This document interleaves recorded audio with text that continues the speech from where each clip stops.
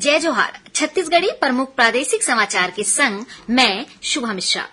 चुनाव आयोग डहार ले राज्य में 80 बछर या एखर ले ज्यादा उम्र के सियान अउ 40% या एखर ले ज्यादा दिव्यांग लोगन के संगे संग कोरोना संक्रमित मतदाता मन ला वोट डाले बर डाक मत पत्र के वैकल्पिक सुविधा दे जाही। ऐसे मतदाता घर ले ही अपन डाक मत पत्र भर के मताधिकार के प्रयोग कर सकत हे। कांग्रेस के पूर्व राष्ट्रीय अध्यक्ष राहुल गांधी 28 अक्टूबर के छत्तीसगढ़ दौरा में आवत हे। ओमन भानु प्रतापपुर, कांगेर, अंतागढ़ अउ डोंडी लोहारा में जनसभा लिही।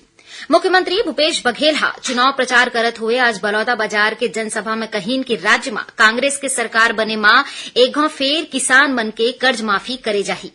प्रदेश में विधानसभा चुनाव के पहली चरण बर आने राजनीतिक दल के राष्ट्रीय नेता कतकोन जगह में चुनावी सभा लेके मतदाता मन के समर्थन पाए के कोशिश करत हे। यही कड़ी में आज असम के मुख्यमंत्री हिमंता बिस्वा शर्मा हा महासमुंद में जनसभा ला संबोधित करीन।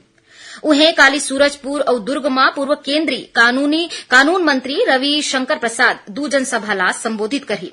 एकर तहत केंद्रीय मंत्री अर्जुन मुंडा के मनेन्द्रगढ़ और कोरबा में आम सभा होही। उन्हें केंद्रीय मंत्री मीनाक्षी लेखी गरियाबंद में आम सभा ला संबोधित करही। जनता कांग्रेस छत्तीसगढ़ के विधायक प्रमोद शर्मा आज कांग्रेस में शामिल हुई। मुख्यमंत्री भूपेश बघेल हा ओमन ला पार्टी के आने पदाधिकारी मन के मौजूदगी में औपचारिक रूप ले कांग्रेस में शामिल करवाई। ओती सरायपाली ले कांग्रेस के वर्तमान विधायक किस्मतलाल नंद आज जनता कांग्रेस छत्तीसगढ़ में शामिल हो गए हैं। पार्टी प्रमुख अमित जोगी हा ओमन ला जनता कांग्रेस छत्तीसगढ़ डहार ले सरायपाली सीट ले विधानसभा चुनाव बर उम्मीदवार घलो घोषित कर दे है।